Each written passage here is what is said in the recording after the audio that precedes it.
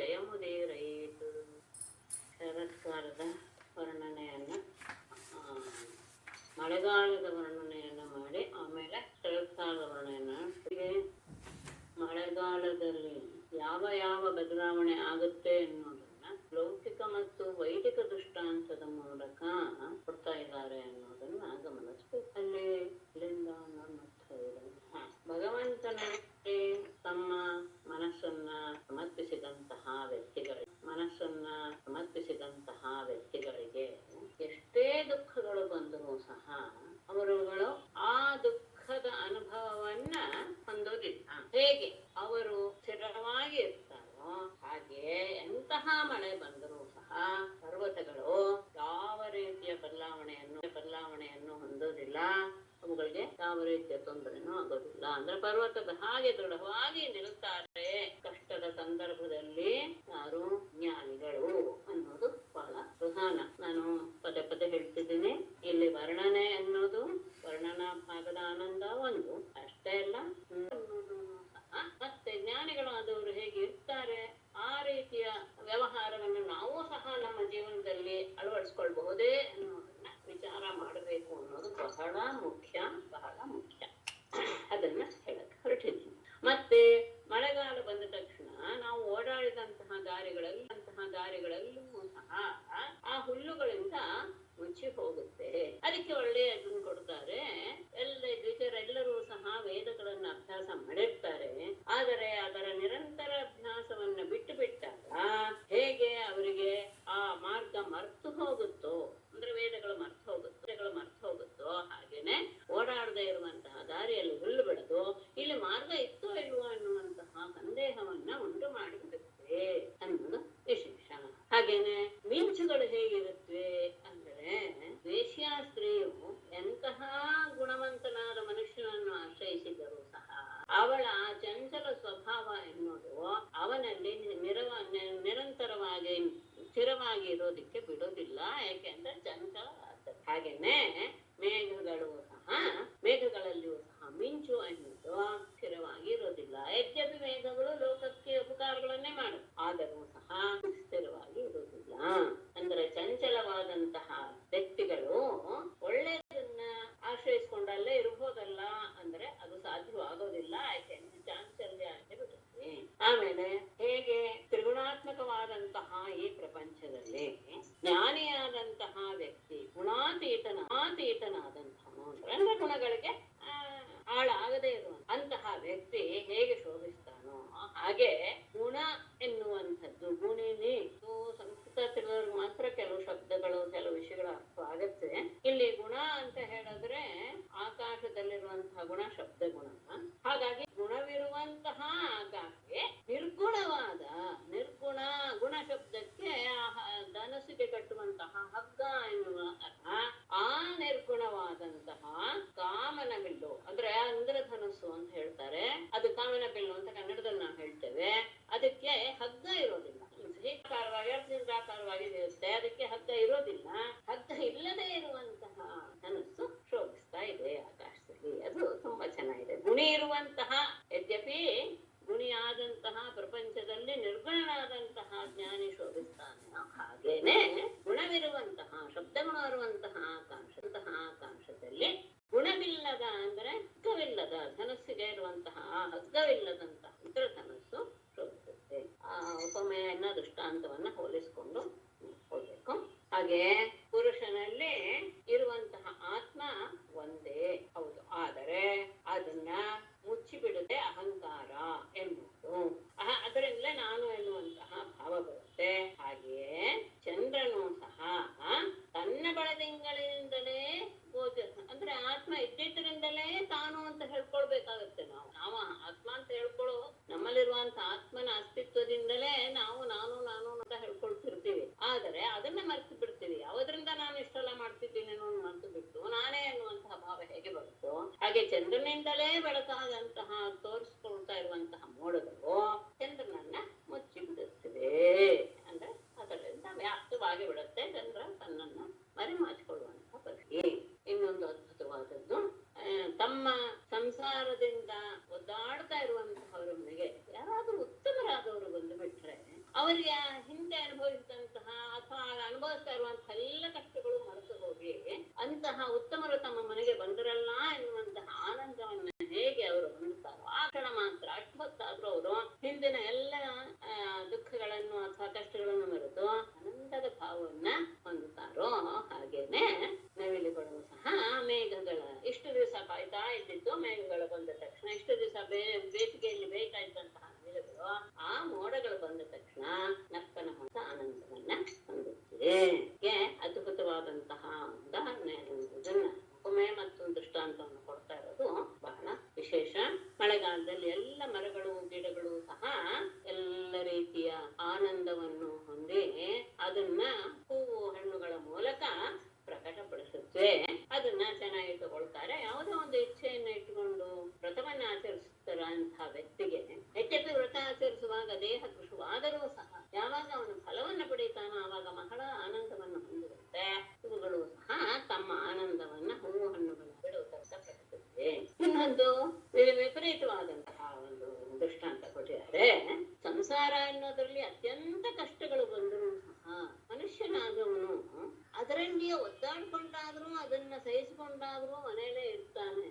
ಹಾಗೆ ಸಾರಸ ಪಕ್ಷಿಗಳು ಸಹ ಮಳೆ ಸುರಿತಾ ಇದ್ರು, ಮಳೆ ಸುರಿತಾ ಇರೋದ್ರಿಂದ ಸರೋವರಗಳು ಕೊಚ್ಚಿ ಕೊಚ್ಚಿ ಆಗಿದ್ದರೂ ಸಹ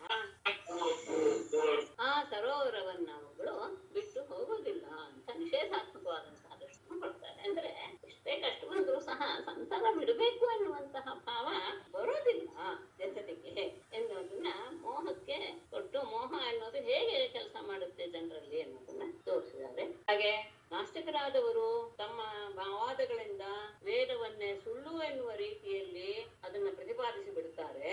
ಹಾಗೆಯೇ ಇಂದ್ರ ಮಳೆ ಸುರಿಸ್ತಾ ಇದ್ದಾಗ ಜಲದ ಪ್ರವಾಹಗಳಿಂದ ಆ ಕಟ್ಟಿರ್ತಾರೆ ಜಲಗಟ್ಟೆಗಳು, ಅವುಗಳೆಲ್ಲವೂ ಸಹ ಕುಸಿದು ಹೋಗುತ್ತವೆ. ಆ ಮಳೆಯ ಆ ಅಬ್ಬರಕ್ಕೆ ಅವುಗಳು ತಮ್ಮ ಸ್ಥಿತಿಯನ್ನ ಕಳ್ಕೊಂಡ್ಬಿಡುತ್ತವೆ. ಹಾಗೇನೆ ಕೆಲವರು ಒಳ್ಳೊಳ್ಳೆಯವರ ಪ್ರೇರಣೆಯಿಂದ ಕಲ್ಯಾಣ ಕಾರ್ಯಗಳನ್ನು ಮಾಡ್ತಾರೆ. ಹಾಗೆ ವರ್ಷಾಕಾಲದಲ್ಲಿಯೂ ಸಹ ವಾಯುವಿನ ಪ್ರೇರಣೆಯಿಂದ ಆ ಮೋಡಗಳು ಆಚೀಚೆ ಹರಡಿ ಜೀವಿಗಳ ಹಿತಕ್ಕೋಸ್ಕರ ಅಮೃತಮಯವಾದ ಮಳೆಯನ್ನ ಸುರಿಸುತ್ತವೆ. ಇಂತಹ ಕಾಡಿಗೆ ಕೃಷ್ಣ ಗೋವುಗಳ ಜೊತೆಗೆ ಹೋದ. ಅಲ್ಲಿ ಹಸುಗಳು ಹೇಗೆ ಓಡಾಡ್ತಾ ಇದ್ವು, ಕೃಷ್ಣನ ಮಾತನ್ನ ಕೇಳಿದ ತಕ್ಷಣ ಹೇಗೆ ಅವುಗಳು ತಮ್ಮ ಮಂದಗತಿಯನ್ನು ಸಹ ಬಿಟ್ಟು ಓಡೋಡಿ ಬರುವಂತಹ ಭಾವವನ್ನು ಹೊಂದಿದವು ಅಂದ್ರೆ ಕೃಷ್ಣನ ಆ ತರೆಯಿಂದ. ಅಲ್ಲಿ ಅಂತಹ ಸುಂದರವಾದಂತಹ ವನವನ್ನ ನೋಡ್ತಾ ಎಲ್ಲರ ಜೊತೆ ಆ ಮಕ್ಕಳ ರೀತಿಯಲ್ಲಿಯೇ ಮನೆಯಿಂದ ತಂದಂತಹ ಬುತ್ತಿಯನ್ನ ತಿನ್ನುತ್ತಾ ಅಲ್ಲಿ ಆನಂದವನ್ನ ಅನುಭವಿಸ್ತಾ ಇದ್ದಾನೆ. ಅಲ್ಲಿ ಹಸುಗಳು ಸಹ ತಿಂದಿದ್ದೆಲ್ಲವನ್ನೂ ಸಹ ಮತ್ತೆ ಮಲಗಿಕೊಂಡು ಮೆಲುತ್ತಾ ಇವೆ. ಇಂತಹ ವರ್ಷಾಕಾಲದ ಆನಂದವನ್ನ ಸೊಬಗನ್ನ ನೋಡಿ ಬಹಳ ಆನಂದ ಪಟ್ಟ ಬಲರಾಮನ ಜೊತೆಗೆ ಕೃಷ್ಣ. ಅದಾದ ಮೇಲೆ ಶರದೃತು ಶುರುವಾಯಿತು. ಶರದೃತು ಆದ ತಕ್ಷಣ ಹೇಗೆ ಅನ್ನೋದು ಎಲ್ಲವೂ ಸಹ ಸ್ವಚ್ಛವಾಗಿಬಿಡುತ್ತೆ. ಒಂದು ಸತಿ ಅಬ್ಬರವಾಗಿತ್ತು, ಅದೆಲ್ಲವೂ ಸಹ ಸ್ವಚ್ಛವಾಗಿ ಬಿಡುತ್ತೆ. ಹೇಗೆ ಅನ್ನೋದನ್ನ ಮತ್ತೆ ತಗೊಳ್ತಾರೆ. ಯೋಗ ಮಾಡ್ತಾ ಇರುವಂತಹ ವ್ಯಕ್ತಿ ಮಧ್ಯದಲ್ಲಿ ನಿಲ್ಲಿಸಿ ಬಿಟ್ಟಾಗ ಆತನ ಮನಸ್ಸು ತುಂಬಾ ಕಲುಷಿತವಾಗಿ ಬಿಟ್ಟಿರುತ್ತೆ.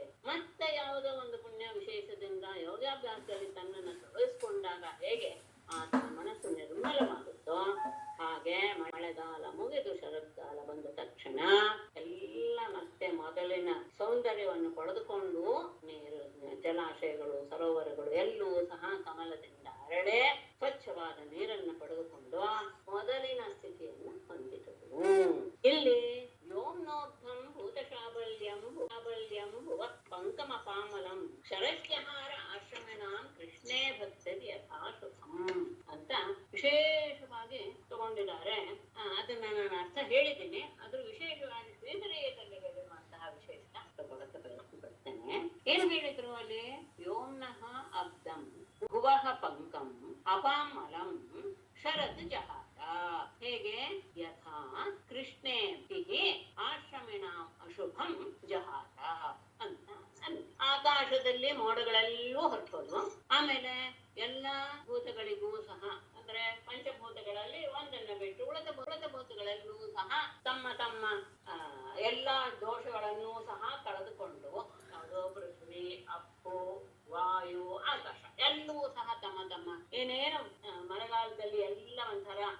ಮಲದಿಂದ ಕೂಡಿದೆ ಅನ್ನಿಸ್ಬಿಡ್ತೋ, ದೋಷದಿಂದ ಕೂಡಿದೆ ಅನ್ನಿಸ್ಬಿಡ್ತೋ, ಅದೆಲ್ಲವನ್ನು ಕಳ್ಕೊಂಡ್ಬಿಟ್ವು. ಹಾಗೆ ಭೂಮಿ ಕೆಸರಿನಿಂದ ಮುಕ್ತವಾಯಿತು, ಹಾಗೆ ನೀರು ಸಹ ಮಲದಿಂದ ಮುಕ್ತವಾಯಿತು. ಹೀಗೆ ಆಯ್ತು. ಯಾವುದು ಮಾಡಿದ್ದು? ಷರತ್ತು. ಷರತ್ತು ಇಷ್ಟೆಲ್ಲ ಕೆಲಸವನ್ನು ಮಾಡ್ತು. ಹೇಗೆ ಅಂದ್ರೆ ಕೃಷ್ಣೇ ಯಥಾ, ಹೇಗೆ ಕೃಷ್ಣೇ ಭಕ್ತಿ, ಕೃಷ್ಣನಲ್ಲಿ ಭಕ್ತಿಯನ್ನು ಇಟ್ಟರೂ ಸಹ ಎಲ್ಲ ರೀತಿಯ ಕಷ್ಟ ಮತ್ತು ಅಶುಭಗಳು ನಾಶವಾಗಿ ಬಿಡುತ್ತವೋ ಹಾಗೆ ಅದನ್ನ ಇಲ್ಲಿ ತಗೊಳ್ತಾರೆ. ಬ್ರಹ್ಮಚಾರಿಗಳಿಗೆ ಯಾವ ರೀತಿಯ ಕಷ್ಟ ಇತ್ತು? ಮಳೆಗಾಲದಲ್ಲಿ ನೀರನ್ನು ತರೋದು, ಆಶ್ರಮಕ್ಕೆ ನೀರನ್ನು ತರೋದೆಲ್ಲೂ ಸಹ ಕಷ್ಟವಾಗಿತ್ತು. ಯಾಕೆಂದ್ರೆ ಮಳೆಗಾಲ, ಮಳೆಯಲ್ಲಿಯೇ ಹೋಗಿ ನದಿಯಿಂದ ನೀರು ತರಬೇಕು, ಮತ್ತೆ ನದಿಯ ನೀರು ಸ್ವಚ್ಛವಾಗಿರಲ್ಲ, ಅದನ್ನು ಸ್ವಚ್ಛ ಮಾಡಬೇಕು, ಇತ್ಯಾದಿ ಅನೇಕ ಕೆಲಸಗಳಿದ್ವು. ಆದರೆ ಪರಮಾತ್ಮನಲ್ಲಿ ಭಕ್ತಿ ಇಟ್ಟರೆ ಅದು ಕಷ್ಟ ಅಂತ ಅನ್ನಿಸ್ತಾ ಇರಲಿಲ್ಲ. ಕೃಷ್ಣನಲ್ಲಿ ಇಟ್ಟಂತಹ ಭಕ್ತಿ ಅದು ದೂರ ಮಾಡಿಬಿಡುತ್ತೆ. ಹಾಗೇನೆ ಆಕಾಶದಲ್ಲಿ ಮೋಡ ಎನ್ನುವುದು ಹೋಯಿತು. ಆಮೇಲೆ ಗೃಹಸ್ಥಾಶ್ರಮಗಳಿಗೆ ಏನಾಗಿದೆ ಅಂದ್ರೆ ಮಕ್ಕಳು ಇತ್ಯಾದಿ ಅದೇ ರೀತಿಯಲ್ಲಿ ತಮ್ಮನ್ನ ತೊಡಗಿಸಿಕೊಂಡು ಮನಸ್ಸು ಪರಮಾತ್ಮನಲ್ಲಿ ತೊಡಗೋದಿಕ್ಕೆ ಸಾಧ್ಯವಾಗೋದಿಲ್ಲ. ಆದರೂ ಯಾವುದೋ ಪುಣ್ಯ ವಿಷಯದಿಂದ ಕೃಷ್ಣನಲ್ಲಿ ಭಕ್ತಿ ಬಂದರೆ ಅವ್ರಿಗೆ ಏನಾಗುತ್ತೆ? ಈ ಮಧ್ಯದಲ್ಲಿ ಇಂತಹ ಸಂಸಾರದ ಜಂಜಾಟದಲ್ಲಿಯೂ ಸಹ ಸ್ವಲ್ಪ ಏಕಾಂತವನ್ನು ಮಾಡಿಕೊಂಡು ನಾವು ಪರಮಾತ್ಮನನ್ನು ಆರಾಧಿಸೋಣ ಎನ್ನುವಂತಹ ಭಾವ ಬರುತ್ತೆ. ಇದು ಗೃಹಸ್ಥರಿಗೆ ಆಗುವಂತು. ಹೇಗೆ ಇದನ್ನು ತಗೊಂಡಿದ್ದಾರೆ? ಭೂತಾನಾಂ ಶಾಬಲ್ಯಂ ಅಂತ ಇದರಲ್ಲಿ ತಗೊಂಡಿರೋದು, ಅದರಲ್ಲಿ ಶ್ರೀಧರಿಯದಲ್ಲಿ ತಗೊಂಡಿರುವಂತ ವಿಶೇಷ. ಭೂತಾನಾಂ ಶಾಬಲ್ಯಂ ಅಂತ ಹೇಳಿದ್ರೆ ನಾವು ಪಂಚಭೂತಗಳಲ್ಲಿ ತೇಜಸ್ಸನ್ನು ಬಿಟ್ಟು ಉಳಿದ 4 ಇದುಗಳು ಸ್ವಚ್ಛವಾಗಿದೆ. ಇಲ್ಲಿ ಇವರು ತಗೊಂಡಿದ್ದಾರೆ ಭೂತ ಅಂದ್ರೆ ಪ್ರಾಣಿಗಳ, ಶಾಬಲ್ಯಂ ಅಂದ್ರೆ ಸಾಂಕರ್ಯ. ಎಲ್ಲ ಪ್ರಾಣಿಗಳು ಸಹ ಆವಾಗ ವಿಶಾಲವಾಗಿ ಸ್ವತಂತ್ರವಾಗಿ ಓಡಾಡೋದಿಲ್ಲ. ಯಾಕೆಂದ್ರೆ ಮಳೆಗಾಲವಾದ್ದರಿಂದ ಎಲ್ಲೋ ಒಂದು ಸರ್ತಿ ಹೀಗೆ ಮುದುಡಿಕೊಂಡು ಕೂತ್ಕೊಳ್ಳುವಂತಹ ಪರಿಸ್ಥಿತಿ ಇರುತ್ತೆ. ಅದು ಬಿಟ್ಟು ಹೇಗೆ ಗೃಹಸ್ಥನಾದವನು ಆ ಮಕ್ಕಳ ಮರಿಯ ಸಂದರ್ಭದಲ್ಲಿಯೇ ಸೇರಿಕೊಂಡು ಕೃಷ್ಣನಲ್ಲಿ ಬಂದಂತಹ ಭಕ್ತಿ ಇದ್ದ ತಕ್ಷಣ ಸ್ವಲ್ಪ ಅವನು ಏಕಾಂತಕ್ಕೆ ಹೋಗ್ತಾನೋ, ಹಾಗೆ ಶರದೃತು ಬಂದ ತಕ್ಷಣ ಈ ಪ್ರಾಣಿಗಳು ಸಹ ಸ್ವತಂತ್ರವಾಗಿ ಓಡಾಡೋದಕ್ಕೆ ಶುರು ಮಾಡುತ್ತೆ ಅಂತ ವಿಶೇಷ. ಮಳೆ ಬರುತ್ತಾ ಅಂತ ಎಲ್ಲ ಒಂದೇ ಕಡೆ ಸೇರ್ಕೊಂಡ್ಬಿಟ್ಟಿರುತ್ತೆ ಅಂತ ವಿಶೇಷ. ಮಳೆ ಬರುತ್ತಾ ಅಂತ ಎಲ್ಲ ಒಂದೇ ಕಡೆ ಸೇರ್ಕೊಂಡ್ಬಿಟ್ಟಿರುತ್ತೆ ಎಲ್ಲ ಪ್ರಾಣಿಗಳು. ಆದ್ರೆ ಅದನ್ನ ಶರತ್ತನ್ನ ಹೋಗಲಾಡಿಸುತ್ತೆ. ಆಮೇಲೆ ವಾನಪ್ರಸ್ಥಕ್ಕೆ ಹೇಗೆ? ಕಾಡಿನಲ್ಲಿರುವಂತಹ ವ್ಯಕ್ತಿ ಆ ಮಳೆಯಿಂದ ಎಲ್ಲ ರೀತಿಯ ಕ್ಲೇಶಗಳನ್ನು ಸಹ ಅನುಭವಿಸ್ತಾ ಇರ್ತಾನೆ. ಆದರೆ ಕೃಷ್ಣನಲ್ಲಿ ಭಕ್ತಿಯನ್ನು ಇಟ್ಟಾಗ ಅವನಿಗೆ ಅನ್ಸೋದಿಲ್ಲ. ಹಾಗೆಯೇ ವಾನಪ್ರಸ್ಥಕ್ಕೆ ತಗೊಳ್ತಾರೆ. ಭೂಮಿಯಲ್ಲಿರುವಂತ ಕೆಸರು ಸಹ ಹೋಗಲಾಡಿಸಿ ಬಿಡುತ್ತೆ. ಅಂದ್ರೆ ಈ 4 ಉದಾಹರಣೆಗೆ 4 ಆಶ್ರಮಗಳನ್ನ ಸೇರಿಸಿ ಅರ್ಥ ಮಾಡಿದ್ದಾರೆ. ಹಾಗೇನೆ ಸನ್ಯಾಸಿಗಳಿಗೆ ಹೇಗೆ ಅಂದ್ರೆ ಕಾಮ ಮೊದಲಾದಂತಹ ಒಂದು ಭಾವ ಅವರ ಮನಸ್ಸಿನಲ್ಲಿ ಆವಾಗ ಹೊರ ಹೊಮ್ಮೆ ಬಿಡುತ್ತೆ. ಆದರೆ ಕೃಷ್ಣನಲ್ಲಿ ಇಟ್ಟಂತಹ ಭಕ್ತಿ ಅದನ್ನ ದೂರ ಮಾಡಿಬಿಡುತ್ತೆ. ಹೇಗೆ ನೀರಿನಲ್ಲಿರುವಂತಹ ಕೊಳೆ ಹೋಗಿಬಿಡುತ್ತೋ ಶರತ್ಕಾಲದಲ್ಲಿ, ಹೀಗೆ ಕೃಷ್ಣೇ ಭಕ್ತಿ ಮತ್ತು ಶರತ್ ಎನ್ನುವುದನ್ನ ಸಮಾನವಾಗಿ ತೆಗೆದುಕೊಂಡು ಶರತ್ಕಾಲ ಈ ರೀತಿಯಾಗಿ ಮಾಡುತ್ತೆ. ಆಕಾಶಕ್ಕೆ, ಪ್ರಾಣಿಗಳಿಗೆ, ಭೂಮಿಗೆ ಮತ್ತು ನೀರಿಗೆ. ಹಾಗೇನೆ ಕೃಷ್ಣನಲ್ಲಿ ಇಟ್ಟಂತಹ ಭಕ್ತಿ ಈ 4 ವಿಧವಾದಂತಹ ಆಶ್ರಮದವರಿಗೂ ಸಹ ಈ ರೀತಿಯಾದಂತಹ ಭಾವವನ್ನು ಕೊಟ್ಟು ಅವರು ಉತ್ತಮ ರೀತಿಯಲ್ಲಿ ಹೋಗುವ ಮಾಡೇ ಅನ್ನುವುದು ವಿಶೇಷ. ಸರ್ವಸ್ವಂ ಜಲದಾಹಿತ್ವ ವಿರೇದು ಶುಭ್ರವರ್ಚಸಃ ಯಥಾ ತ್ಯಕ್ತೈಷಣಾಃ ಶಾಂತಾಃ ಮುನಯೋ ಮುಕ್ತಿಕಿಲ್ಬಿಷಾಃ. ಯಥಾ ತ್ಯಕ್ತೈಷಣಾಃ ಮುಕ್ತಕಿಲ್ಬಿಷಾಃ ಮುನಯಃ ಶಾಂತಾಃ ತಥಾ ಅಂತ ಜಲಧಾಃ ಸರ್ವಸ್ವಂ ಹಿತ್ವಾ ಶುಭ್ರವರ್ಚಃ ವಿರೇಹೋ. ಲೋಕದಲ್ಲಿ ಮನುಷ್ಯನಾದವನಿಗೆ 3 ರೀತಿಯ ಇಚ್ಛೆಗಳು ಇರುತ್ತವೆ. ಏಷಣ, ಈಶಣ 2 ಹೇಳ್ತಾರೆ. ಏಷಣಾತ್ರಯ, ಈಶಣತ್ರಯ ಅನ್ನೋ ಹೇಳ್ತಾರೆ. ಇಚ್ಛೆ ಅಂತ ಅರ್ಥ. ಯಾವ್ದ್ಯಾವ್ದು 3 ಇಚ್ಛೆ ಅಂದ್ರೆ ಪುತ್ರೇಷಣ, ವಿತ್ತೈಷಣ, ಲೋಕೇಶಣ ಅಂತ 3 ರೀತಿಯಾದಂತಹ ಏಷಣ ಇರುತ್ತೆ. ಲೋಕ ಎನ್ನುವುದರಲ್ಲಿ ಕೆಲವರು ದಾರ ಅಂದ್ರೆ ಹೆಂಡತಿ ಎನ್ನುವ ಅದನ್ನು ಯಾವ್ದಾದ್ರು ತಗೋಬಹುದು. ಲೋಕಕ್ಕೆ ಸಂಬಂಧಪಟ್ಟಿದ್ದು ಅಂತ ಬೇಕಾದ್ರೆ ಅರ್ಥ ಮಾಡ್ಕೊಳ್ಳಿ. ಈ 3 ರೀತಿಯಾಗಿರುತ್ತೆ. ಸಾಮಾನ್ಯ ಪ್ರಸಿದ್ಧವಾದದ್ದು ದಾರೇಷಣ ಅಂದ್ರೆ ಪುತ್ರ,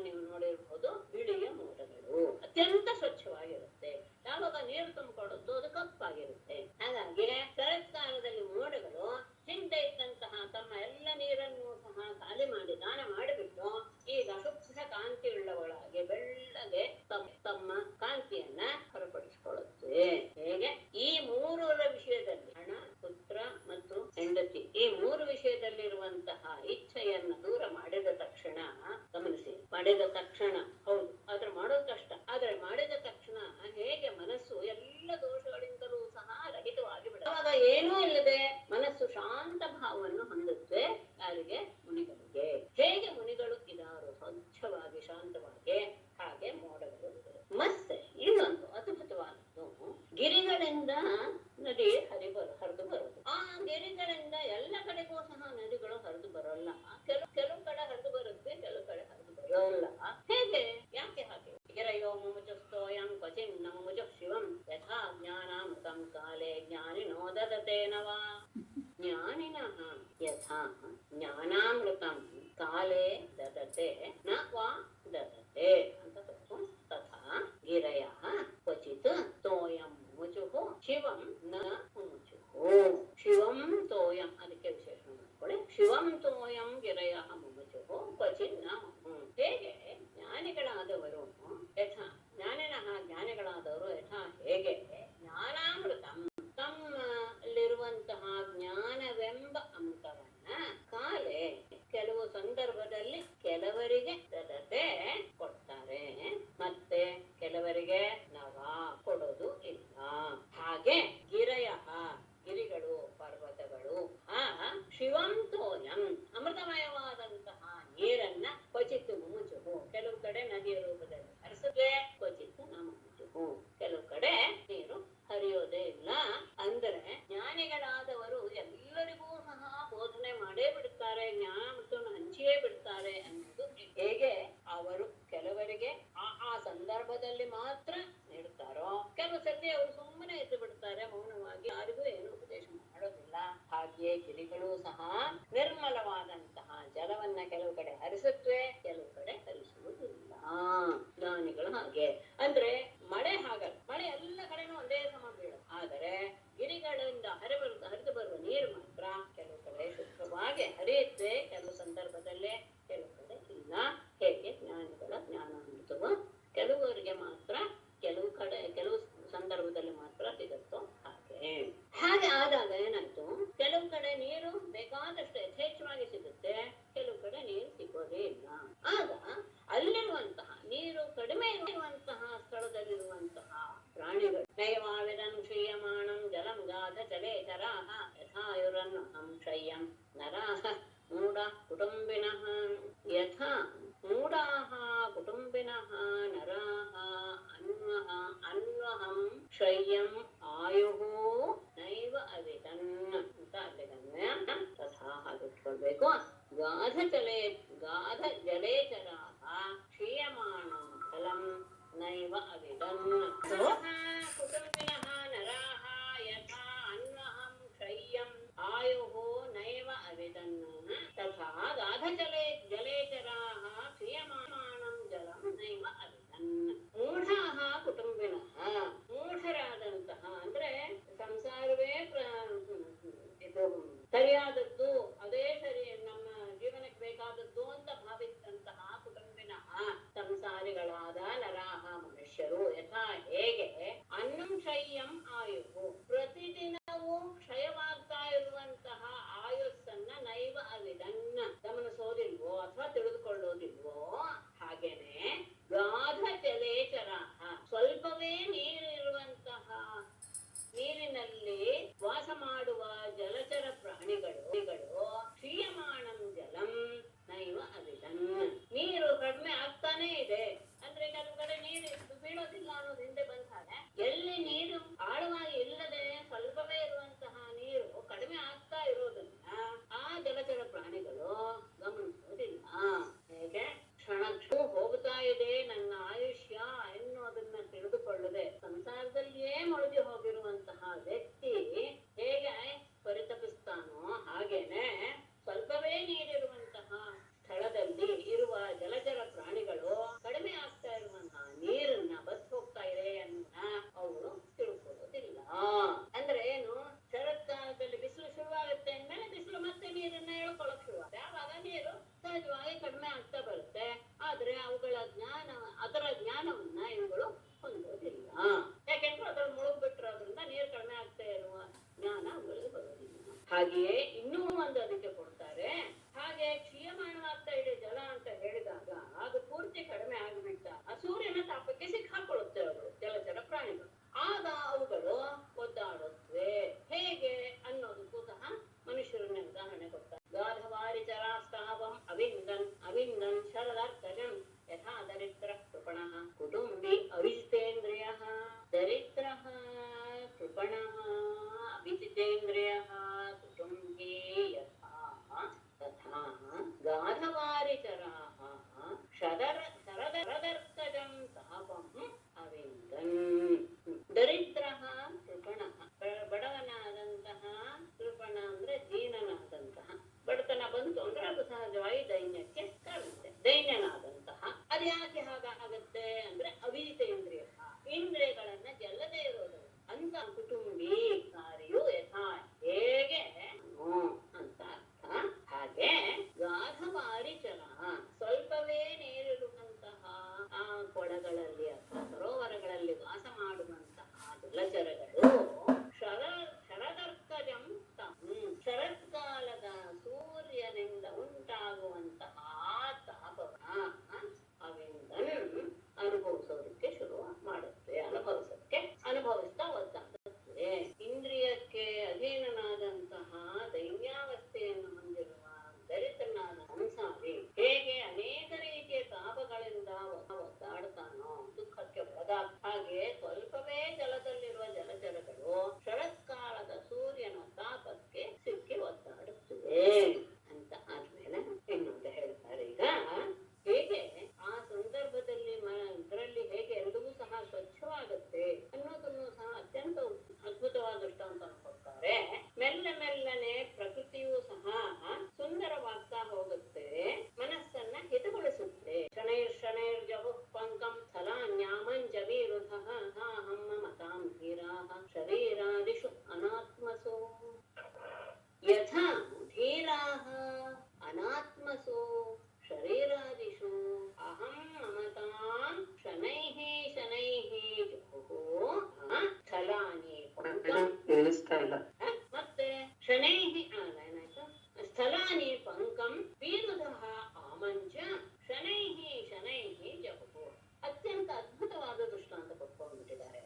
ಧೀರ ಅಂದ್ರೆ ವಿವೇಕವನ್ನ ಹೊಂದಿರುವಂತಹ, ಇದು ಸರಿ ಇದು ತಪ್ಪು ಎನ್ನುವಂತಹ ಜ್ಞಾನವನ್ನ ಪಡೆದಂತಹ ವಿವೇಕಿಗಳಾದಂತಹವರು ಸಾಧಕರು. ಅನಾತ್ಮಸು ಶರೀರಾದಿಷು ಆತ್ಮವಲ್ಲದೆ ಇರುವಂತಹ ಶರೀರ ಮೊದಲಾದವುಗಳಲ್ಲಿ ಹೇಗೆ ಅಹಂ ಮಮತಾಂ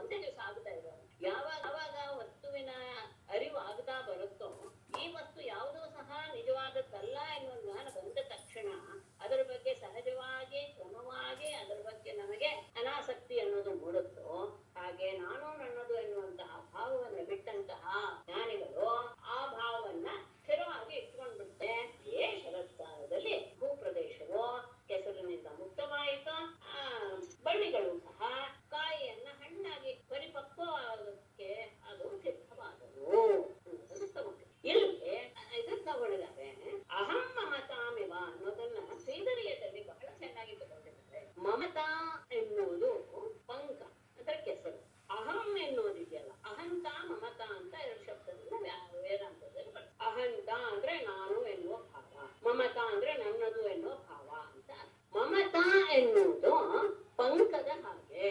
ಅಂದ್ರೆ ನನ್ನದು ಎನ್ನುವ ಭಾವ, ನನ್ನದು ಅಂದ್ರೆ ಯಾವುದ್ರಿರುತ್ತೆ? ನನ್ನದು ಎನ್ನುವಂತಹ ಅದು ಹೊರಗಿನ ವಸ್ತುವಿನಲ್ಲಿರುತ್ತೆ. ಹಾಗೆ ಭೂಮಿಯಲ್ಲಿರುವಂತಹ ಕೆಸರು, ಕಾಣುವಂತಹದ್ದು ಕೆಸರು, ಅದಕ್ಕೆ ಮಮತಾ. ಹೇಗೆ ಭೂಮಿ ಪಂಕವನ್ನ ಬಿಡುತ್ತೋ ಹಾಗೆ ಜ್ಞಾನಿಗಳಾದರೂ ಮಮತಾ ಎನ್ನುವುದನ್ನು ಬಿಡುತ್ತಾರೆ. ಮೊದಲು ಹೊರಗಿನದನ್ನ ಬಿಡಬೇಕು. ಅದು ಆದ್ಮೇಲೆ ಅಹಂಗ ಅಂದ್ರೆ ಆಮ ಎನ್ನುವುದು ಕಾಯಿ ಅಂದ್ರೆ ಬಲ್ತಿಲ್ಲ ಅಂತ. ಅದನ್ನ ಬಲಿಯುವಂತೆ ಮಾಡೋದಿದೆಯಲ್ಲ, ಅದು ಪಕ್ವವಾಗೋದು ಅಂತ. ಅದು ಎಲ್ಲಿಯ ಇದು ಸ್ವಭಾವ? ಅಂತರಂಗದ ಸ್ವಭಾವ. ಹಾಗೆ ಕಾಯಿ ಹಣ್ಣಾಗೋದು ಅದರ ಒಳಗಿನಿಂದ ಆಗುವುದು.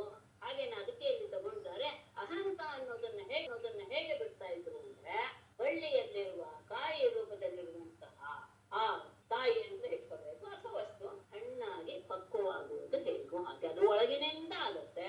ಇದು ಅಷ್ಟೇ, ಅಹಂತ ಅನ್ನೋದನ್ನು ಒಳಗಿನಿಂದ ಬಿಡಬೇಕು, ಮಮತಾ ಅನ್ನೋದನ್ನು ಹೊರಗಿನಿಂದ ಬಿಡಬೇಕು. ಅದನ್ನು ಅದ್ಭುತವಾಗಿ ತಗೊಂಡು ಹೇಳಿದ್ದಾರೆ. ಶ್ರೀಧರ್ಯದಲ್ಲಿ ಹೇಳಿರುವಂತಹ ವಿಶೇಷ. ಇದರಲ್ಲಿರುವಂತಹದ್ದೆಲ್ಲೂ ವೇದಾಂತ ವಿಷಯ, ಯದ್ಯಪಿ ವರ್ಣನೆ, ಆದರೆ ಇರುವುದೆಲ್ಲೂ ಸಹ ನಾವು ತಿಳಿದುಕೊಳ್ಳಬೇಕಾದಂತಹ ವಿಷಯವೇ. ಆಮೇಲೆ ನೀರು ಅತ್ಯಂತ ಸ್ವಚ್ಛವಾಗಿ ಹೋಯಿತು, ಶಾಂತವಾಗಿ ಹೋಯಿತು, ಯಾವ ರೀತಿಯ ಅಲೆಗಳಿಲ್ಲ, ಏನು ಇಲ್ಲ. ಹೇಗೆ? ಅದಕ್ಕೂ ಮುನಿಯ ಒಂದು ದೃಷ್ಟಾಂತವನ್ನು ಕೊಡ್ತಾರೆ. ನಿಶ್ಚಲಾಂಬರಭೂ ತೂಷ್ಣೀಂ ಸಮುದ್ರ ಶರರಾಗಮೆ ಆತ್ಮನ್ಯ ಬರದೆ ಸಮ್ಯನ್ನಿ ವಿಪರತಾಗಮಃ. ಆತ್ಮನೇ ಉಪರತೆ ಮುನಿ ಸಮ್ಯಕ್ ಜುಪರತಾಗಮಃ ಸಮುದ್ರಃ ಶರದಾಗಮೆ ನಿಶ್ಚಲಾಂಬುಃ ತೂಷ್ಣೀಂ ಓದ್. ಇದು ಸಹ ಮುಂದಿನ ದೃಷ್ಟಾಂತಕ್ಕೂ ತಗೊಳ್ಬಹುದು. ವಿಪರತಾಗಮಃ ತೂಷ್ಣೀಂ ಅಭೂತ್ ಅಂತ ಅಲ್ಲಿಗೂ ತಗೊಳ್ಬಹುದು. ಎರಡಕ್ಕೂ ಸಹ ಸಾಮಾನ್ಯವಾಗಿ ಎಲ್ಲ ಕ್ರಿಯಾಪದಗಳು ಅನ್ವಯ ಮಾಡಬಹುದು. ಆತ್ಮನಿ ಉಪರತೆ. ಆತ್ಮ ಎನ್ನುವ ಶಬ್ದಕ್ಕೆ ಇಲ್ಲಿ ಮನಸ್ಸು ಅಂತ ಮನಸ್ಸು ಉಪರತ. ಉಪರತ ಅಂದ್ರೆ ಯಾವ ಕ್ರಿಯೆಯನ್ನು ಮಾಡದೇ ಇರುವಂತಹ ಅವಸ್ಥೆಯನ್ನು ಹೊಂದಿದಂತ. ಮನಸ್ಸಿನ ಕಾರ್ಯ ಏನು? ಸಂಕಲ್ಪ ವಿಕಲ್ಪಾತ್ಮಕ ಮನಃ ಅಂತ ಶಾಸ್ತ್ರ. ಸಂಕಲ್ಪ ವಿಕಲ್ಪ ಅಂದ್ರೆ ಸಂಕಲ್ಪ ಮಾಡೋದು ಹೀಗೆ ಮಾಡ್ಬೇಕು ಅಂತ, ಹಾಗೆ ಮಾಡ್ಬೋದೋ ಕೂಡುದೋ ಅನ್ನುವಂಥ ವಿಕಲ್ಪ, ಇದೆಲ್ಲ ಮನಸ್ಸು. ಆ ಮನಸ್ಸನ್ನ ಆ ವಿಷಯವನ್ನು ತೆಗೆದುಕೊಂಡು ಕೊನೆಗೆ ಬುದ್ಧಿ ಅದನ್ನ ನಿಶ್ಚಯ ಮಾಡಿ. ಅದಕ್ಕೆ ನಿಶ್ಚಯಾತ್ಮಕ ಬುದ್ಧಿ ಅಂತ ಬುದ್ಧಿಗೆ ಡೆಫಿನೇಷನ್ ಹೇಳ್ತಾರೆ. ನಿಶ್ಚಯ ಮಾಡೋದು ಬುದ್ಧಿ. ಮೊದಲು ಇಚ್ಛೆ ಪಡೋದು, ಹೀಗೆ ಮಾಡ್ಬೇಕು ಮಾಡ್ಬಾರ್ದು ಕುಡ್ದೋ ಇತ್ಯಾದಿ ಗೊಂದಲದಲ್ಲಿರೋದು ಯಾವಾಗಲೂ ಮನಸ್ಸು. ಅಂತಹ ಮನಸ್ಸು ಆ ಸಂಕಲ್ಪ ವಿಕಲ್ಪಗಳನ್ನೆಲ್ಲ ಬಿಟ್ಟು ಬಿಟ್ಟಾಗ ಆತ್ಮನಿ ಉಪರತೆ ಸಮ್ಯಕ್ ಸರಿಯಾದ ರೀತಿಯಲ್ಲಿ ಮುನಿಹಿ ಮುನಿಯು ಯುಪರತ ಆಗಮ. ಉಪರತ ಆಗಮ. ಆಗಮ ಅಂದ್ರೆ ವೇದ ಅಂತ. ವೇದ ಅಂದ್ರೆ ಏನು? ವೇದ ಯಾವಾಗಲೂ ಸಹ ನಮಗೆ ಕರ್ಮಗಳನ್ನು ಬೋಧಿಸುತ್ತೆ. ಹೀಗೆ ಮಾಡಿ ಹೀಗೆ ಇರಬೇಕು ಅಂತ ನಮಗೆ ವಿಧಿ ನಿಷೇಧಗಳನ್ನೆಲ್ಲ ಹೇಳುತ್ತೆ. ಯಾವಾಗ ಮನಸ್ಸು ಆ ರೀತಿಯ ಸಂಕಲ್ಪ ವಿಕಲ್ಪಗಳನ್ನೆಲ್ಲ ಬಿಟ್ಟು ಬಿಡುತ್ತೋ ಆಗ ಮುನೆ ಈ ವೇದ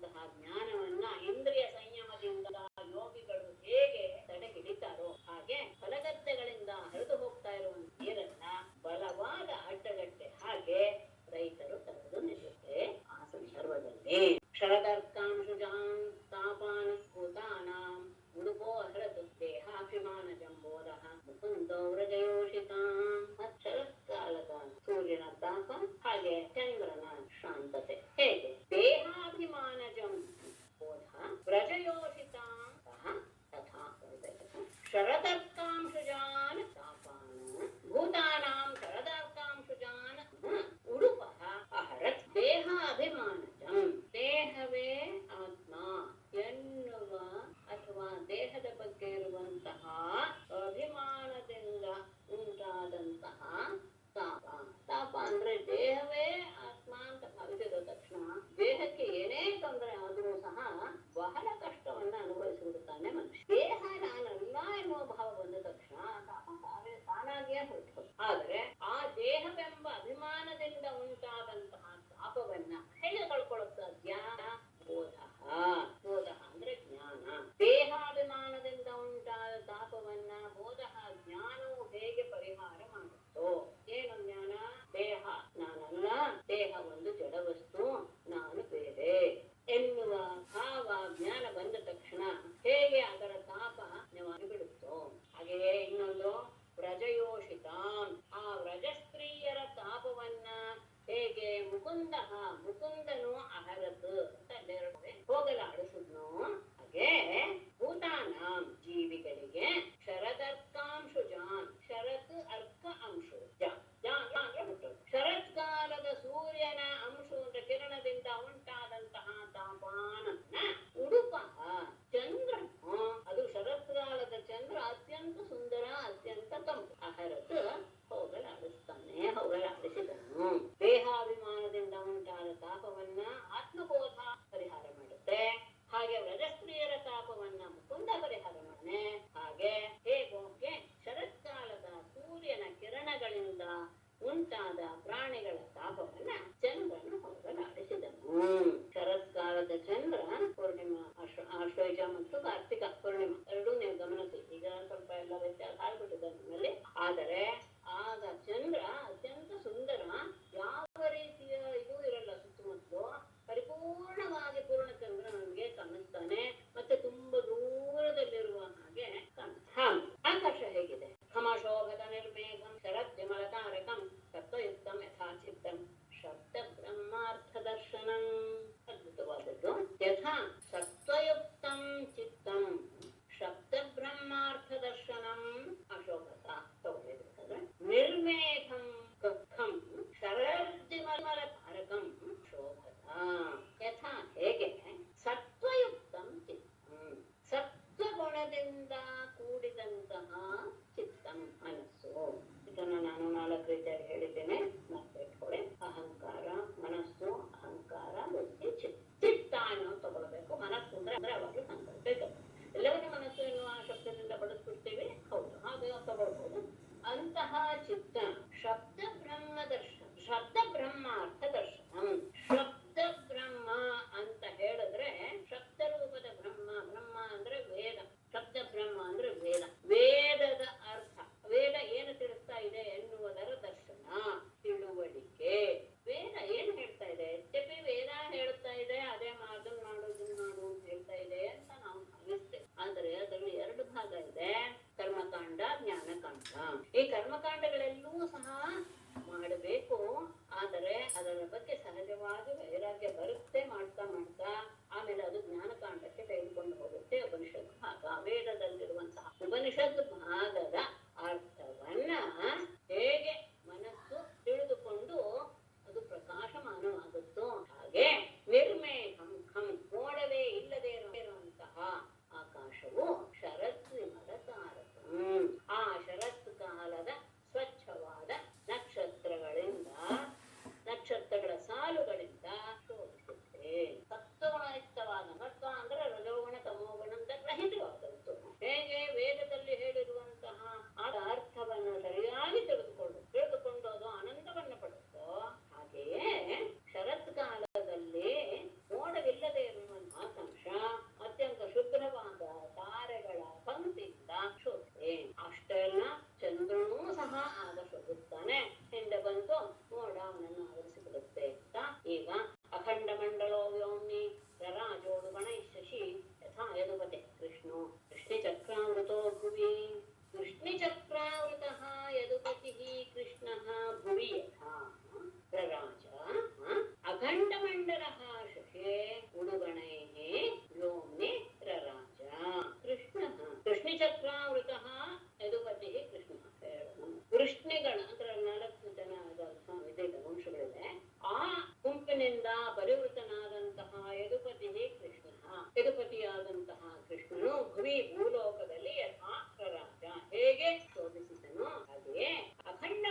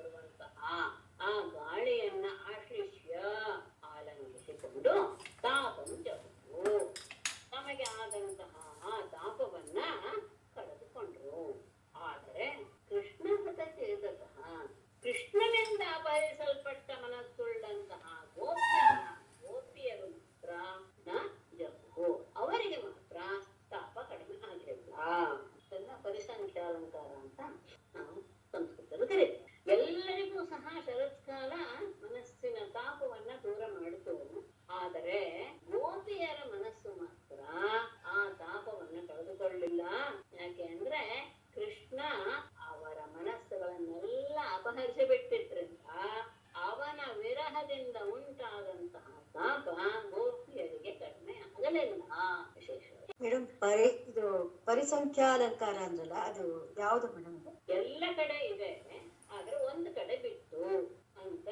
ನಿಷಿದ್ಧೈಕಸ್ಮಿನ್ ವಸ್ತು ಎಂತನೆ ಅಂತ ಒಂದ್ ಕಡೆ ಮಾತ್ರ ಇಲ್ಲ, ಒಂದ್ ಕಡೆ ಎಲ್ಲ ಇದೆ ಅಂತ ಎಲ್ಲಿ ಬರ್ತೋ ಅದು ಪರಿಸಂಖ್ಯಾ ಅಲಂಕಾರ ಅಂತ ಹೇಳ್ತಾರೆ.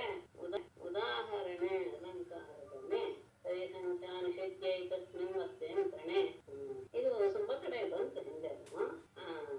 ಕೃಷ್ಣನ ಹುಟ್ಟುವಿಕೆ ಅದು ಬಂತಲ್ಲಿ ಆರಂಭದಲ್ಲಿ. ಕೃಷ್ಣನ ಜನ್ಮವಾದ ತಕ್ಷಣ ಎಲ್ಲ ದೇವತೆಗಳು ಸಹ ಸಂತೋಷ ಪಟ್ಟರು, ಆದರೆ ರಾಕ್ಷಸರಿಗೆ ಸಂತೋಷವಾಗಲಿಲ್ಲ ಅಂತ ಹೇಳ್ತಾರಲ್ಲ. ಕೆಲವು ಕಡೆ ನಿಷೇಧ ಮಾಡಿ ಉಳಿದ ಕಡೆ ಆಯ್ತು ಆ ಕಾರ್ಯ ಅಂತ ಹೇಳೋದಿಲ್ಲ, ಅದನ್ನ ಪರಿಸಂಖ್ಯಾಲಂಕೃತ ಕೆಲಸ. ಅದಕ್ಕಿಂತ ಇನ್ನೂ ವಿಶೇಷ, ಆಶ್ರಮಗಳನ್ನು ವರ್ಣಿಸುವಾಗ ಬಾಣ ಕಾದಂಬರಿಯಲ್ಲಿ ತುಂಬಾ ಚೆನ್ನಾಗಿ ತಗೋತಾನೆ. ಹರಿತ ಎನ್ನುವಂಥದ್ದು ಇತ್ತು. ಅಂದ್ರೆ ಹರಿತ ಅಂದ್ರೆ ಚೂಪಾದದ್ದು ಅಂತ ಹೆಸರು ಮಾಡಿ, ಇಲ್ಲಿ ಚೂಪಾಗಿರುತ್ತೆ. ಹರಿತವಾದದ್ದು ಅಂತ ಹೇಳ್ತೀವಲ್ಲ, ಅದೇನೆ. ಅತ್ಯಂತ ಆ ಚೂಪಾದಂತಹ ವಸ್ತು ಇತ್ತು ಆಶ್ರಮದಲ್ಲಿ. ಎಲ್ಲಿತ್ತು? ಯಾವುದೇ ಒಂದು ಆಯುಧದಲ್ಲಿ ಇರಲಿಲ್ಲ, ದರ್ಭೆಯ ತುದಿಯಲ್ಲಿ ಮಾತ್ರ ಇತ್ತು. ಅಂದ್ರೆ ಎಲ್ಲ ಗುಣಗಳು ಸಹ ಆಶ್ರಮದಲ್ಲಿಯೂ ಇವೆ, ಆದ್ರೆ ಎಲ್ಲೆಲ್ಲಿ ಇರಬೇಕು. ಕತ್ತಿ ಅನ್ನೋದು ಎಲ್ಲರಲ್ಲೂ ಇತ್ತು, ಅದನ್ನ ದರ್ಭೆ ಕತ್ತರಿಸೋದಕ್ಕೆ ಮಾತ್ರ ಉಪಯೋಗಿಸ್ತಿದ್ರೆ ಹೊರತು ಹೊಡೆದಾಟಕ್ಕೆ ಉಪಯೋಗಿಸ್ತಾ ಇರಲಿಲ್ಲ. ಈ ರೀತಿಯಾದಂತಹ ವರ್ಣನೆಯನ್ನ ತುಂಬಾ ಮಾಡ್ತಾರೆ. ಸಂಸ್ಕೃತದಲ್ಲಂತೂ ಅದು ತುಂಬಾ ಇದೆ. ಪರಿಸಂಖ್ಯಾ ಹಾಗೆ ಹೇಳೋದಿದೆಯಲ್ಲ, ಅದು ಪರಿಸಂಖ್ಯಾ ಅಂದ್ರೆ ಒಂದ್ ಕಡೆ ನಿಷೇಧ ಮಾಡಿ ಉಳಿದ ಕಡೆ ಇದೆ, ಅಥವಾ ಒಂದ್ ಕಡೆ ಮಾತ್ರ ಇಲ್ಲ ಉಳಿದ ಕಡೆ ಇಲ್ಲ, ಒಂದ್ ಕಡೆ ಇದೆ ಇನ್ನೊಂದ್ ಕಡೆ ಇಲ್ಲ ಅನ್ನೋದಿದೆಯಲ್ಲ, ಅದು ಪರಿಸಂಖ್ಯಾ. ವಿಶೇಷವಾಗಿ ಇರುವಂತದ್ದು, ವಿಶೇಷವಾಗಿ ಇರುವಂತದ. ಎಲ್ಲಾ ಕಡೆ ನಾರ್ಮಲ್ ಆಗಿರೋದಲ್ಲ, ಬಟ್ ಇದರಲ್ಲಿ ವಿಶೇಷವಾಗಿ ಆದ್ರೆ ಎಲ್ಲವೂ ಗಮನಿಸ್ಕೊಳ್ಬೇಕು. ಲೋಕದಲ್ಲಿ ಎಲ್ಲರಿಗೂ ಸಹ ಆನಂದವಾಗ್ಬಿಡುತ್ತೆ ಅಂತಿಲ್ಲ. ಸಜ್ಜನರಿಗೆಲ್ಲ ಆನಂದವನ್ನು ಉಂಟು ಮಾಡಿತು ಕೃಷ್ಣನ ಜನನ, ಆದ್ರೆ ದುಷ್ಟರಿಗೆ ಮಾಡ್ಲಿಲ್ಲ. ಹೌದು ತಾನೆ? ಹೀಗೆ ವರ್ಣಿಸೋದಿದೆಯಲ್ಲ, ಅದು ಅದು ಅಸಾಧ್ಯವೂ ಸಹ. ಎಲ್ಲರಿಗೂ ಆಯ್ತು ಅಂತ ನೀವು ಹೇಳ್ಬಿಡ್ತೀವಿ ನಾವು, ಆದ್ರೆ ಖಂಡಿತ ಇಲ್ಲ. ಯಾರೋ ಒಬ್ಬರಿಗೆ ಹಾಗೆ ಆಗುತ್ತೆ. ರಾಜಕೀಯದಲ್ಲಿ ತುಂಬಾ ನಾವು ಗಮನಿಸಿದ್ವಿ. ಅಂದ್ರೆ ಈಗ ಎಲ್ಲ ಈ ದರ್ಬೆ ತುದಿಯಿಂದ ಹೊಡೆದಾಡ್ಕೊಂಡು ವಿನಾಶ ಹೊಂತಾರಲ್ಲ, ಅದ್ರಿಂದ ಆ ಶಕ್ತಿ ದರ್ಬೆಲಿ ಇತ್ತು ಅವಾಗ ಅಂತ ಅಲ್ಲ? ದರ್ಭೆಯನ್ನ ನೀವು ಇದ್ರನ್ನ ಹಾಗಾಗಿ ದರ್ಭೆಯನ್ನ ಕೊಯ್ಯೋದಕ್ಕೆ ಒಂದು ದಿನ ಇದೆ, ಅದನ್ನ ಕೈ ಕತ್ತರಿಸ್ತಾರೆ. ಅದನ್ನ ಕತ್ತರಿಸೋದಕ್ಕೆ ತುಂಬಾ ಬುದ್ಧಿ ಬೇಕು. ಯಾಕೆ ಅಂದ್ರೆ ಕೈಯನ್ನ ಕತ್ತರಿಸಿ ಬಿಡುತ್ತೆ, ಇದನ್ನ ಕತ್ತರಿಸೋಕ. ಅದಕ್ಕೆ ಕುಶಲ ಶಬ್ದ ಬಂದಿರೋದು. ಕುಶಲ ಅಂದ್ರೆ ಜಾಣ ಅಂತ ಅರ್ಥ. ಏನು ಜಾಣ ಅನ್ನೋಕೆ? ಕುಶಾನ್ ಲಾತಿ ಇತಿ ಕುಶಲ. ದರ್ಭೆಗಳನ್ನ ಕತ್ತರಿಸೋದಕ್ಕೆ ಗೊತ್ತಿರುವವನು ಅಂತ ಅರ್ಥ. ಅದು ಗೊತ್ತಿರ್ಬೇಕು. ನಾವೇನಾದ್ರೂ ದರ್ಭೆಯನ್ನು ಹಿಡ್ಕೊಂಡು ಕತ್ತರಿಸಕ್ ಹೋದ್ರೆ ಕೈ ಕತ್ತರಿಸೋಗುತ್ತೆ. ದರ್ಭೆಗೆ ಅಷ್ಟು ಹರಿತ ಅನ್ನೋದು ಇರುತ್ತೆ. ಕನ್ನಡದ ಹರಿತ ಚೂಪಾದಂತಹ ವಸ್ತು ಅದು. ದರ್ಭೆ ತುಂಬಾ ಡೇಂಜರ್. ದರ್ಭೆ ಕೊಯ್ಯೋದು ಅಷ್ಟು ಸುಲಭ ಅಲ್ಲ. ಆ ವಿಷಯದಲ್ಲಿ ಹೇಳಿ ಅಲ್ಲಿತ್ತು ಆ ಚೂಪಾದಂತಹ ಎತ್ಯತೆ. ಅದು ಚೂಪು ಅನ್ನೋದು ಇನ್ನೊಬ್ಬರಿಗೆ ತೊಂದರೆ ಕೊಡುವಂಥದ್ದು. ಆದರೆ ಆಶ್ರಮದಲ್ಲಿ ಇತ್ತು. ಎಲ್ಲಿತ್ತದು? ದರ್ಭೆಯಲ್ಲಿ ಮಾತ್ರ ಇತ್ತು. ಯಾರ ಮನುಷ್ಯರ ಮನಸ್ಸಿನಲ್ಲಿಯೂ ಇರ್ಲಿಲ್ಲ ಅನ್ನೋದನ್ನ ಬಾಣ ಇದು ಸಹ ತಾಪ ಕಡಿಮೆ ಆಯ್ತು. ಅದು ದೇಹದ ತಾಪವಾಗ್ತದೆ. ಯಾಕೆಂದ್ರೆ ಮನಸ್ಸಿಗೂ ಸಹ ಶಾಂತಿ ಸಿಕ್ತು. ಆದ್ರೆ ಗೋಪಿಯರಿಗೆ ಸಿಗಲಿಲ್ಲ. ಯಾಕೆ ಅಂದ್ರೆ ಅವರ ಮನಸ್ಸನ್ನೆಲ್ಲ ಕೃಷ್ಣ ಅಪಹರಿಸಿಬಿಟ್ಟಿದ್ರಿಂದ ಗೋಪಿಯರ ಮನಸ್ಸಿಗೆ ತಾಪ ಕಡಿಮೆ ಆಗಲಿಲ್ಲ. ವ್ಯಾಮೋಹದ ಕಾರಣ ಅವ್ರಿಗೆ ತಾಪ ಅನ್ನೋದು ಅದು ಹೇಳುವ ರೀತಿ ಅದ್ಭುತ. ಯಾಕೆ ಅವ್ರಿಗೆ ಆಗ್ಲಿಲ್ಲ? ಇದೆಲ್ಲ ಆಯ್ತಲ್ಲ ಅಂದ್ರೆ ಅವರ ಮನಸ್ಸು ಅವರಲ್ಲಿ ಇಲ್ಲ, ಕೃಷ್ಣ ಹತ್ಕೊಂಡು ಹೋಗಿದ್ದ ಅನ್ನುವಂತಹ ಒಂದು ವೈಶಿಷ್ಟ್ಯ. ಧನ್ಯವಾದ. ಗಾವೋ ಮೃಗಾಸ್ತಗಾನಾರ್ಯಃ ಪುಷ್ಪಿಣ್ಯಃ ಶರದಾ ಭವನ್ ಅನ್ವೀಯಮಾನಃ ಸದೃಶೈಃ ಫಲೈಃ ಈಶಕ್ರಿಯಾ ಇವ. ಇದು ಚೆನ್ನಾಗಿದೆ. ಈಶಕ್ರಿಯಾಃ ಫಲೈಃ ಇವ ಸದೃಶೈಃ ಅನ್ವೀಯಮಾನಾಃ ಗಾವಃ ಮೃಗಾಃ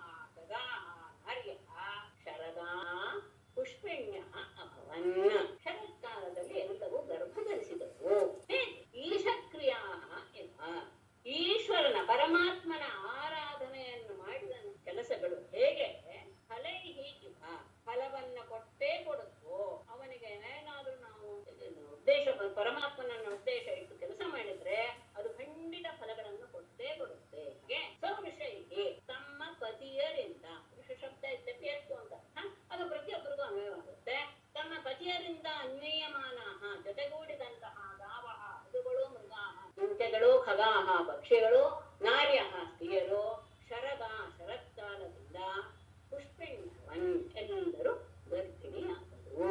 ಅಂದ್ರೆ ಆಗ ಸಂತೋಷವಾಗಿ ದಂಪತಿಯರ ಜೋಡಿ ಆಯಿತು. ಆಗ ಎಲ್ಲರೂ ಸಹ ಗರ್ಭವತಿಯಾದರು. ಎಲ್ಲವೂ ಸಹ ಪ್ರಾಣಿಗಳಿಂದ ಪಕ್ಷಿಗಳಿಂದ ಹಿಡಿದು ಪ್ರತಿಯೊಬ್ಬರು ಸಹ ಹೇಗೆ ಆರಾಧನೆ ಮಾಡಿದಂತಹ ಆರಾಧನೆ ಎನ್ನುವುದು ಫಲಗಳಿಂದ ಕೂಡಿಯೇ ಇರುತ್ತೋ ಹಾಗೆ ಇವರು ಸಹ ಫಲವತಿಯರಾವು.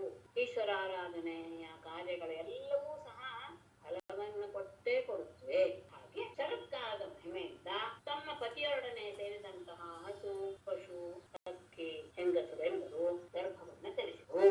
ಉದಸೃಶ್ಯನ್ ಮಾರಿಜಾನಿ ಸೂರ್ಯೋತ್ಥಾನೆ ಕುಮದ್ವಿನ. ಇದು ಒಂದು ಪರಿಸಂಖ್ಯೆ. ರಾಜ್ಞಾತು ನಿರ್ಭಯಾ ಲೋಕಾ ಯಥಾ ದಸ್ಯೋಮಿನಾ ನೃಪ ಯಥಾ ಲೋಕಾಃ ರಾಜ್ಞಾ ನಿರ್ಭಯಾಃ ದಸ್ಯೋನ್ವಿನಾಃ ಸೂರ್ಯೋತ್ಥಾನೆ ಕುಮುದ್ವಿನ ವಾರಿಜಾನಿ ಉದಸೃಶ್ಯನ್. ಕೃಪಾರಾಜನೆ ಯಥಾ ಹೇಗೆ ಲೋಕಾಃ ಜನರು ರಾಜ್ಞ ಸರಿಯಾದ ರಾಜ ಇದ್ದರೆ ಹೇಗೆ ನಿರ್ಭಯಾಃ ಭಯರಹಿತರಾಗ್ತಾರೋ, ಆದರೆ ಯಾರು ಭಯ ಸಹಿತರಾಗ್ತಾರೆ? ದಸ್ಯೋನ್ವಿನ ದರೋಡೆಕಾರರನ್ನು ಕಳ್ಳರನ್ನು ಬಿಟ್ಟು ಉಳಿದ ಪ್ರಜೆಗಳೆಲ್ಲರೂ ಸಹ ರಾಜನಿಂದ ನಿರ್ಭಯವಾದಂತಹ ಜೀವನವನ್ನು ನಡೆಸ್ತಾರೋ ಹಾಗೆಯೇ ಸೂರ್ಯೋತ್ಥಾನೆ ಶರತ್ಕಾಲದಲ್ಲಿ ಸೂರ್ಯನ ಉದಯವಾಗ್ತಾ ಇದ್ದ ಹಾಗೆ ಕುಮುದ್ವಿನ ಕನ್ನೈದಿಗಳನ್ನು ಬಿಟ್ಟು ವಾರಿಜಾನೆ ಉಳಿದ ಕಮಲ ಮೊದಲಾದಂತಹ ಹೂವುಗಳು ಉದಸೃಶ್ಯನ್ ಅರಳಿದವೋ ಅಥವಾ ಸಂತೋಷ ಪಟ್ಟವು. ಸರಿಯಾದ ರಾಜ ಬಂದರೆ ರಾಜ್ಯಕ್ಕೆ ಆಗ ಇಂತಹ ರಾಜ ಸಿಕ್ಕಿದ ಅಂತ ಎಲ್ಲ ಪ್ರಜೆಗಳು ನಿರ್ಭಯವಾಗಿ ತಮ್ಮ ತಮ್ಮ ಕೆಲಸಗಳನ್ನು ಮಾಡ್ತಾರೆ. ಆದರೆ ಕಳ್ಳರಿಗೆ ಮಾತ್ರ ಆ ರಾಜನಿಂದ ಹೆದರಿಕೆ ಇರುತ್ತೆ. ಅವರಿಗೆ ಮಾತ್ರ ಭಯ, ಇವರಿಗೆಲ್ಲ ನಿರ್ಣಯ. ಹಾಗೆಯೇ ಸೂರ್ಯೋದಯವಾದ ತಕ್ಷಣ ಕಮಲ ಮೊದಲಾದಂತಹ ಎಲ್ಲ ಪುಷ್ಪಗಳು ಸಹ ಅರಳಿ ತಮ್ಮ ಸಂತೋಷವನ್ನು ಪ್ರಕಟಪಡಿಸುತ್ತವೆ. ಆದರೆ ಕನ್ನೈದಿಳೆ ಯಾಕೆ ಅಂದ್ರೆ ಕನ್ನೈದೆಲೆ ಸೂರ್ಯ ಬಂದ ತಕ್ಷಣ ಮೊದಲು ಹೋಗುತ್ತೆ, ಚಂದ್ರ ಬಂದ ತಕ್ಷಣ ಅರಳುವಂತಹದ್ದು. ಅದು ಹೇಗೆ ವರ್ಣಿಸ್ತಾರೆ? ಪುರಗ್ರಾಮೇಶು ಆಗ್ರಯಣೈಃ ಐದ್ರಿಯೈಶ್ಚ ಮಹೋತ್ಸವೈಃ ಬಭೌ ಭೂಃ ಪಕ್ಕ ಸಸ್ಯಾಢ್ಯ ಕಲಾಭ್ಯಾಂ ನಿತರಾಂ ಹರೇಃ. ಪುರಗ್ರಾಮೇಶು ಆಗ್ರಯಣೈಃ ಐಂದ್ರಿಯೈಃ ಮಹೋತ್ಸವೈಃ ಚ ಬಭೌ ಐಂದ್ರಿಯೈಃ ಭೂಃ ಪಕ್ವಸಸ್ಯಾಢ್ಯ ಬಭೌ ಹರೇಃ. ಒಂದ್ ನಿಮಿಷ ಸ್ವಲ್ಪ ಇದಾಗುತ್ತೆ, ಬದಲಾವಣೆ ಆಗ್ತದೆ. ಪಕ್ವಸಸ್ಯಾಢ್ಯ ಭೂಃ ಪುರಗ್ರಾಮೇಷು ಆಗ್ರಯಣೈಃ ಐಂದ್ರಿಯೈಃ ಮಹೋತ್ಸವೈಶ್ಚ ನಿತರಾಂ ಹರೇಃ ಕಲಾಭ್ಯಾಂ ಬಭೌ.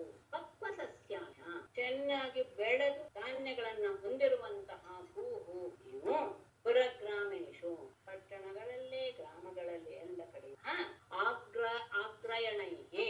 ಆಗ್ರಯಣ ಅಂದ್ರೆ ನವಾನ್ನ ಪ್ರಾಶನ ಅಂತ ವಿಶೇಷವಾಗಿ ತಗೊಳ್ತಾರೆ. ಅಂದ್ರೆ ವೈದಿಕಕ್ಕೆ ಸಂಬಂಧಪಟ್ಟಂತಹ ಕಾರ್ಯಗಳಿಂದಲೂ, ಐಂದ್ರಿಯೈಹಿ ಮಹೋತ್ಸವೈಹಿ ಲೌಕಿಕಕ್ಕೆ ಸಂಬಂಧಪಟ್ಟಂತಹ ಕಾರ್ಯಗಳಿಂದಲೂ ಸಹ ಶೋಭಿಸ್ತು. ಹೇಗೆ?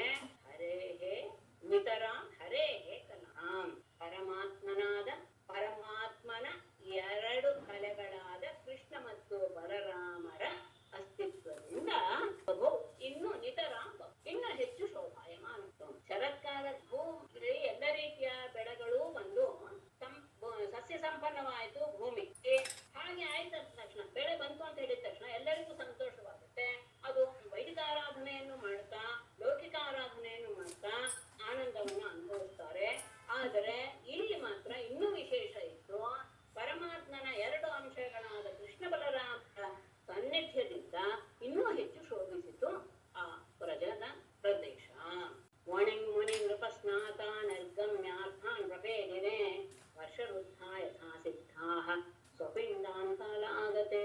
ವರ್ಷರುದ್ಧಾಃ ಸಿದ್ಧಾಃ ವರ್ಷರುದ್ಧಾಃ ವಣಿಂ ಮುನಿ ನೃಪಸ್ನಾತಾಃ ಯಥಾ ನಿರ್ಗಮ್ಯ ಅರ್ಥಾನ್ ಪ್ರಪೇದಿರೆ. ಕ್ಷಮಿಸಿ. ವರ್ಷರುದ್ಧಾಃ ವಣಿಂ ಮುನಿ ನೃಪಸ್ನಾತಾಃ ನಿರ್ಗಮ್ಯ ಅರ್ಥಾನ್ ಪ್ರಪೇದಿರೆ ಸಿದ್ಧಾಃ ಸ್ವಪಿಂಡಾನ್ ಕಾಲೇ ಆಗತೆ ಪೇದಿರೆ. ವರ್ಷರುದ್ಧಾಃ ಮಳೆಯ ಕಾಲದಿಂದ ತಡೆಯಲ್ಪಟ್ಟ ವಣಿಕ್ ಮುನಿ ನೃಪ ಸ್ನಾನ. ವಣಿಕ್ ಅಂದ್ರೆ ವಾಣಿಜ್ಯ ವ್ಯಾಪಾರ